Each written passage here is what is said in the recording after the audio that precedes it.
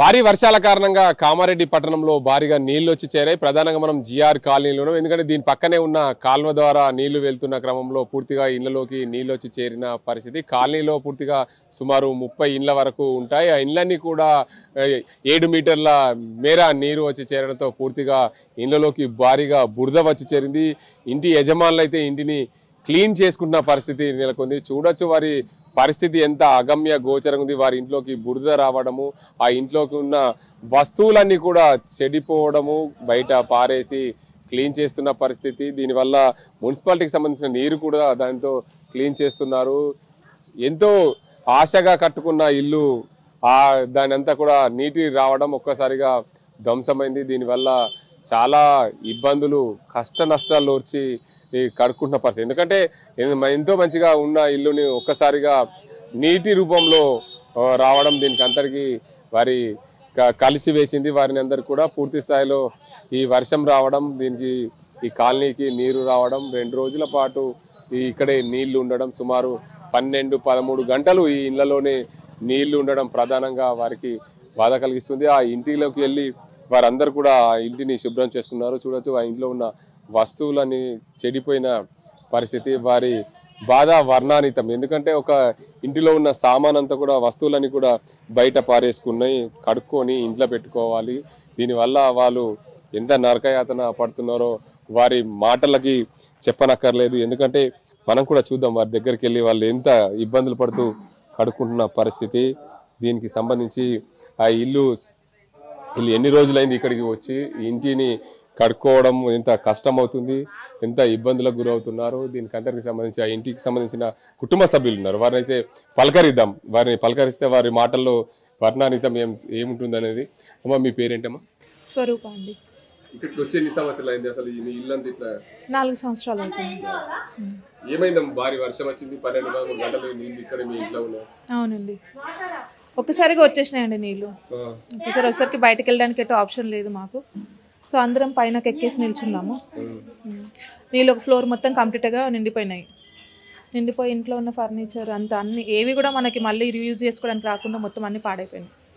So చూస్తున్నారు కదా, అన్ని బయట పెట్టేసినాం. అట్లా 10-12 గంటలు పైననే ఉన్నారు. అవునండి, పొద్దున్న 11 గంటలకు అట్లా స్టార్ట్ అయితే మేము సాయంత్రం 9:30 వరకు ఇక్కడే ఉన్నాం. పైననే ఉన్నాం. అంటే నీళ్లు కింద ఉంటే మీరు పైన ఉండే ఎంత భయంకరంగానే ఉండిందండి. ఎవరి దగ్గర ఫోన్లు ఛార్జ్ కూడా లేదు.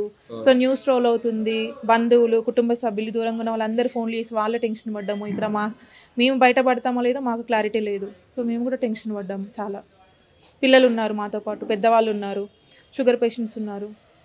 కాబట్టి బయట నుంచి మాకు ఎలాంటి రాలేదండి. ఇంకా పైన ఉన్న వాళ్ళ దగ్గరే మేము తీసుకొని చేసుకున్నాము. పక్కన అంటే తక్కువగా ఉన్నాయి పైన బిల్డింగ్స్.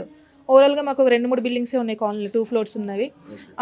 పక్కన ఉన్న వాళ్ళం మాత్రము ఆ బిల్డింగ్స్లో ఉన్న వాళ్ళ దగ్గర కుక్ చేసుకుని ఏదో ఒకటి తిన్నాము పూటకి. కానీ మిగతా వెనకాలైతే అందరూ ఇండిపెండెంట్ హౌసెస్. వాళ్ళకి చాలా ఇబ్బంది అయింది ఫుడ్కి. వాళ్ళకి ఫుడ్ దొరకలేదు, ఈవెన్ తిందామని ఒక బిస్కెట్ కూడా దొరకలేదు. అలాంటి సిచ్యువేషన్ ఫేస్ చేశారు అందరూ.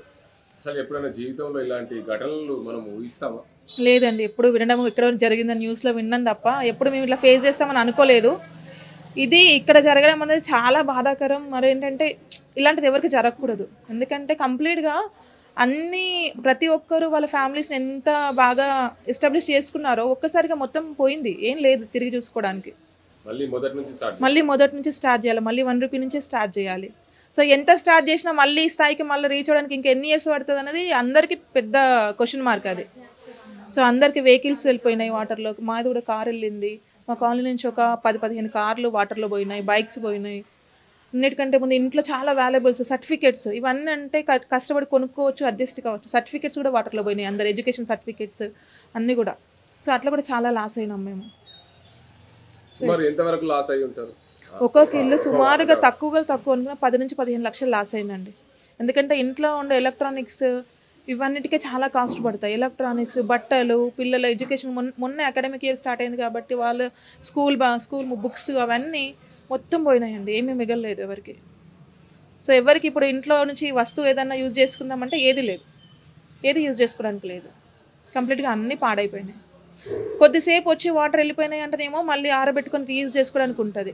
దాదాపు ఒక రోజంతా వస్తువులన్నీ అన్ని అందులో వాటర్లో ఉన్నాయి కాబట్టి మళ్ళీ అవ్వదు ఇంకా అది యూజ్ చేసుకోవడానికి. ఇలాంటి బాధ రావద్దండి. ప్రభుత్వం నుంచి ఏమన్నా సహాయ సహకారాలు అందాయండి? ఇప్పటికైతే మార్నింగ్ నుంచి ఫైర్ డిపార్ట్మెంట్ వాళ్ళు వచ్చి బేసిక్గా చాలా బురద ఉండేది, వాళ్ళు అన్ని ఒకసారి అందరి ఇళ్ళలోకి వెళ్ళి మొత్తం ఒకసారి కొట్టేస్తున్నారు వాటర్. సో రిమైనింగ్ ఉన్న దానికి వాటర్తో మేము ఇంట్లో ఆల్రెడీ ఉన్న వాటర్తో యూజ్ చేసుకొని క్లీన్ చేస్తున్నాము. కానీ ఆ వాటర్ మాకు సరిపోదు, ఎందుకంటే చూస్తున్నారు కదా ఎంత ఉందో. ఇప్పుడు మాకు ట్యాంకర్స్ ద్వారా కూడా వాటర్ వస్తున్నాయి, పవర్ సప్లై లేదు కాబట్టి డైరెక్ట్గా మనం బోర్ వేసుకోవడానికి దేనికి లేదు. సో వాటర్ సప్లై కావాలి, యూజ్ చేయరాదు ఇప్పుడున్న సిచ్యువేషన్కి, కాబట్టి మాకు వాటర్ కావాలి. మెయిన్ ఇప్పుడు ప్రజెంట్ క్లీన్ చేసుకొని ఉన్నవి ఏమైనా యూజ్ అయినా క్లీన్ చేసుకోవడానికి వాటర్ కావాలి. ఆ తర్వాత మేము కొంచెం స్టేబుల్ అవ్వడానికి గవర్నమెంట్ కూడా ఏమైనా సపోర్ట్ చేయాలి, ఎందుకంటే ఆల్ ఆఫ్ సడన్ మళ్ళీ 1 రూపీ నుంచి అన్ని స్టార్ట్ చేయడం ఎవరికైనా కష్టమే. సో ఎంతో మేము ఉన్నాము అని గవర్నమెంట్ మాకు సపోర్ట్ అందిస్తే కొంచెం మనోధైర్యం వేరుగా ఉంటుంది.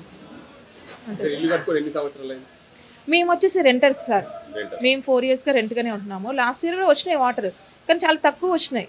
సో ఏంటంటే కాలనీ మంచిగా ఉంది, అట్లా ఇక్కడనే కంటిన్యూ అయినాము. చాలా మందికి మాత్రం చాలా ఎఫెక్ట్, ఓన్ హౌస్ ఉన్న వాళ్ళకైతే ఇంకా చాలా ఎఫెక్ట్ వాళ్ళకి. సో ఇది సార్ సిచ్యువేషన్. ప్రధానంగా చూడొచ్చు ఈ కష్టం పగ వాళ్ళకు కూడా రావద్దని చెప్తున్నారు. దీనికి అంతటికి సంబంధించి భారీ వర్షాల కారణంగా మేము ఇంట్లో 12-13 గంటలు ఉండాల్సి వచ్చింది. ఈ ఇంటిలో ఉన్నాము మేము, ఒక విధంగా చెప్పాలంటే నరకాన్ని అనుభవించమనే చెప్తున్నారు. ఇంట్లోకి నీళ్లు రావడము, మేమంతా కూడా మా ఇంటి పైన ఒక ఫ్లోర్ ఉండడం వల్ల మేము బతికి బయట కట్టాము. దీనికి అంతటికి సంబంధించి పూర్తి స్థాయిలో ఈ వర్షంల వల్ల భారీ వర్షాలు కురవడం, భారీ వర్షాల వల్ల అనుకోకుండా ఒక్కసారిగా వరద రావడం. ప్రతి సంవత్సరం కాలనీకి నీళ్లు వస్తాయి 1 ఫీటు 2 ఫీట్లు, కానీ ఇంత భారీగా వరద వస్తుందని ఊహించలేం. ఇలాంటి ఇంట్లోకి నీళ్లు రావడం పగవాళ్ళకు కూడా రావద్దు. ఒక్కొక్క ఇంటిలో సుమారు 10 నుండి 15 లక్షల వరకు విలువైన వస్తువులు నష్టపోయాం, మా విలువైన సర్టిఫికెట్లు పోయినాయి. మళ్ళీ ఈరోజు 1 రూపాయి నుండి స్టార్ట్ చేయాలి మేము ఇంట్లో వస్తువులు తెచ్చుకోవాలంటే. దీనివల్ల మేము చాలా నష్టపోయాం. ఎంత కూడా రీచ్ కావాలంటే ఎన్ని రోజులు పడుతుందో చెప్పలేని పరిస్థితి.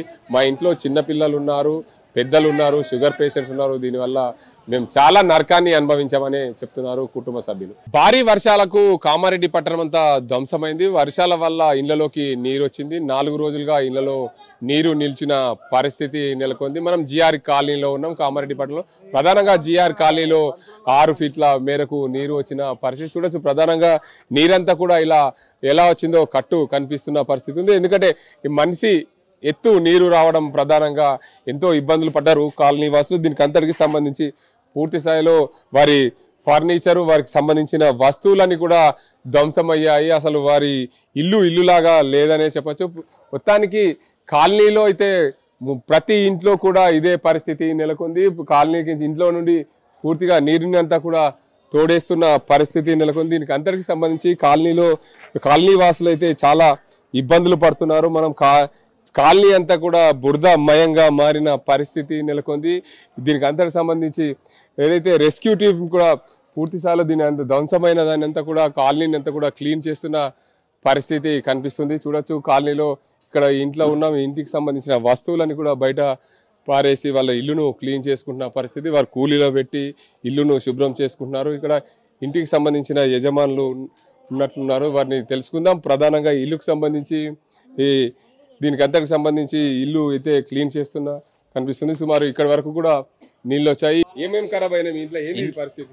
5 ఫీట్ల లోపల ఏమేమి వెనిపోయినట్టుగా ఇంట్లో 5 ఫీట్ల లోపలికి కారు ఉండే బ్రిడ్జ్ ఉండే కార్ కూడా పోయిందా? 2020 నుంచి ఉంటాం ఇక్కడ. 2021 డిసెంబర్ నుంచి ఎప్పుడు వాళ్ళు ఇదే ఫస్ట్. ఇది కూడా మన కామెడీ వాటర్ కావు, తిమ్మకపల్లి చెరువు దిగడం వల్ల చిన్న మనకి వచ్చినాయి ఇట్లా. అంటే మీరు ఎప్పుడు ఊహించిరా ఇట్లా నీళ్ళు వస్తాయి ఇల్లు కట్టుకుంటామని? ఊహించుకుంటే ఇక్కడ కట్టుకుంటామన్నా. అసలు ఎక్కడ ఉన్నారు వర్షం నీళ్ళు వచ్చినప్పుడు? బంగ్లా పైన ఇక్కడ పైన ఇల్లు పోయినా అని 8 ఫ్యామిలీలు ఇక్కడ వెనకాల కూడా వాళ్ళు మెట్లే నిచ్చెనేసి పైకి వచ్చేసారు. అంటే మీరు ఉన్న పరిస్థితుల్లో అంటే ఎట్లా అంటే ఆ చీకటి నీళ్ళు చూస్తే నైట్ 11 వరకు ఉన్నాం అక్కడ. జేసీబీ సాయంతో మున్సిపల్ వాళ్ళు తీసేసారు. డివైడర్ బ్రేక్ చేయడం వల్ల నీళ్ళు తగ్గినాయి. ఈవినింగ్ 5కి బ్రేక్ చేయడం వల్ల నైట్ 11:30 వరకు మొత్తం పైన.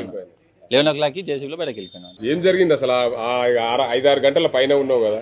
ఎందుకు 5 గంటల మార్నింగ్ 11 to నైట్ 12 వరకు 13 అవర్స్ ఉన్నాము.